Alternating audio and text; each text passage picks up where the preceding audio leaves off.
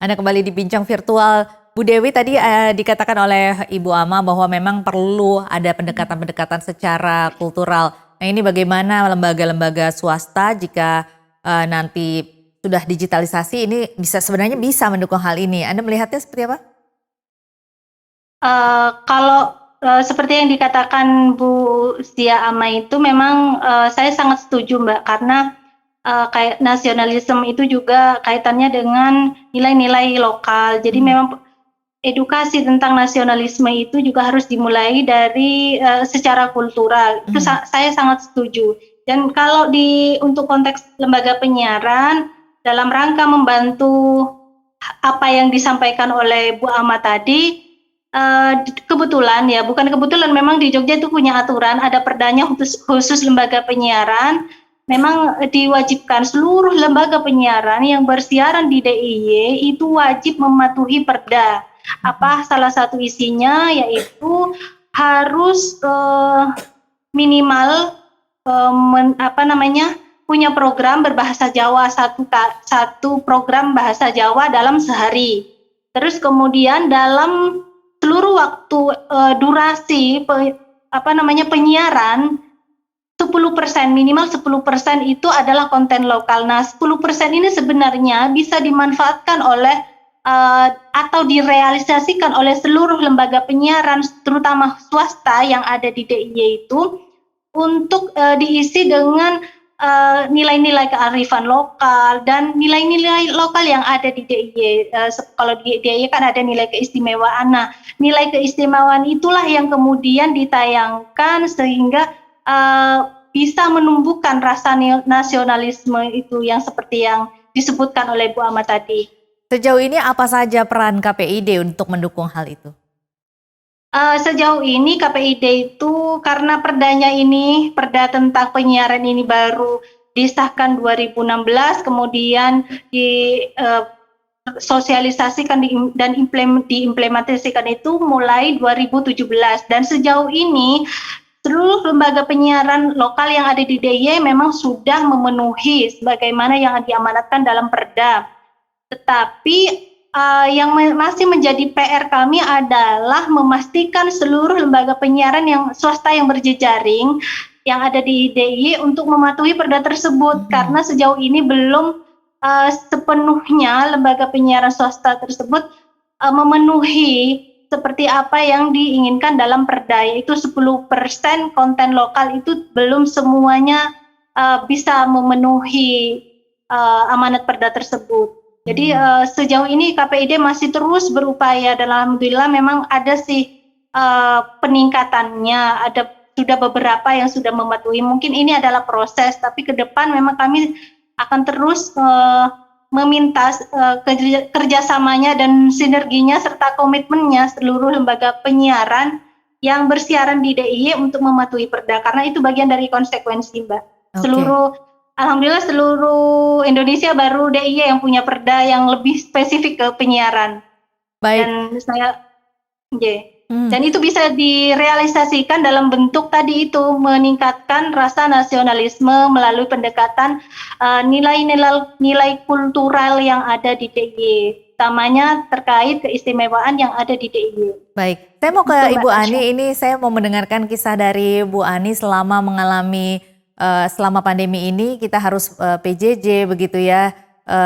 Bagaimana suka duka yang dialami dan apa saja kendala-kendala dalam melakukan PJJ?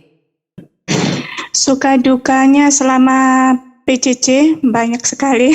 Ya, terutama mungkin dalam ini ya, saya persempit mungkin dalam koneksi melalui internet ataupun juga tayangan-tayangan yang didapatkan atau diperoleh dari TVRI seperti itu. Apakah memang memberikan manfaat yang cukup maksimal kepada pendidikan anak-anak di rumah? Sebenarnya nggak maksimal sih, cuman 20%-an. Anak-anak lebih tertarik dengan konten-konten lain, konten-konten yang untuk hiburan, seperti hal-hal yang membuat mereka senang, kayak game, YouTube yang tidak berhubungan dengan pelajaran ya. Kita orang tua cuman menerima laporan anak-anak belum setor tugas untuk hari ini. Terus kebetulan saya ibu 4 anak, 2 usia SD, 1 usia universitas, yang nomor 2 SLTA. Oh, cukup repot ya Bu ya. Iya, Ini iya. harus semuanya kan juga harus ada perangkatnya ya. Iya, terutama akses internet. Iya. Meskipun kita memfasilitasi anak-anak dengan internet di rumah, tapi mereka lebih senang di luar, tetap menggunakan data untuk alasan mengerjakan tugas di luar rumah. Nah, ini berbicara mengenai data kan selama ini memang ada juga bantuan yang diberikan oleh pemerintah berupa pulsa, begitu ya, paket data. Ini sudah dirasakan oleh Ibu? Nggak maksimal, tidak maksimal. Tapi Karena sudah kebetulan diperoleh setiap anak, Bu? itu 3 bulan pertama kita dapat, yang selanjutnya belum ada kabar lagi. Jadi kita harus untuk mencukupi anak-anak internet itu kita harus mandiri. Jadi pengeluaran ganda dari internet di rumah sama ketika anak-anak di luar rumah atau kita keluar rumah juga harus membutuhkan input data yang besar. Dalam sehari, misalnya kita mengadakan kegiatan di rumah, anak-anak waktunya Zoom, kita harus menyediakan internet yang besar. Kalau enggak kan kita nggak bisa mengikuti untuk tetap bisa mendampingi anak-anak. Iya. Dalam sehari ini perlu berapa lama ini belajarnya di rumah? Kalau setiap anak beda-beda ya. Untuk usia kelas 1 SD itu paling 15 menit sudah selesai tugas. Sudah cukup. Untuk yang SMA itu kadang 5 jam, kadang 10 menit tergantung penugasan dari guru. Oke, kalau di range atau di rata-ratakan dalam 1 bulan Ibu mengeluarkan biaya berapa itu untuk satu anak untuk akses paket data sendiri? Untuk kita semua rata-rata 1 bulan 750.000. Untuk semuanya ya? Iya, dari paket yang di rumah sama yang di luar rumah. Dan ini masih harus membayar uang sekolah lagi? Masih terutama yang swasta. Oke, baik. Kalau untuk aksesnya sendiri dengan gurunya sendiri ini lancar ataukah ada kendala?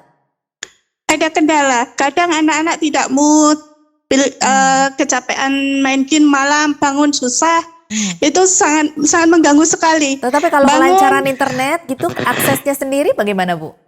Kalau aksesnya kita kalau pas dapat tanpa ada trouble lancar ya bagus. Tapi kadang anak-anak tidak mood.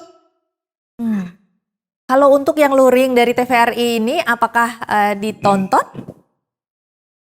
Ditonton paling awalnya, habis itu mencari konten-konten yang menarik bagi anak-anak. Mungkin penyajiannya kurang menarik atau sudah pernah nonton jadi anak-anak bosan. Jadi misalnya ada TV digital yang bisa kita akses ulang seperti YouTube, sepertinya kita bisa mengatur waktu kapan kita mengajak menemani belajar, kapan kita mengerjakan tugas yang lain, belum lagi kegiatan kita yang domestik yang melelahkan sekali. Baik, kalau begitu nanti kita akan lanjutkan lagi pemirsa perbincangan mengenai bagaimana peran digitalisasi terhadap pendidikan terutama di tengah pandemi ini. Tetapi kita harus jeda dulu, pemirsa tetaplah bersama kami, Bincang Virtual kembali sesaat lagi.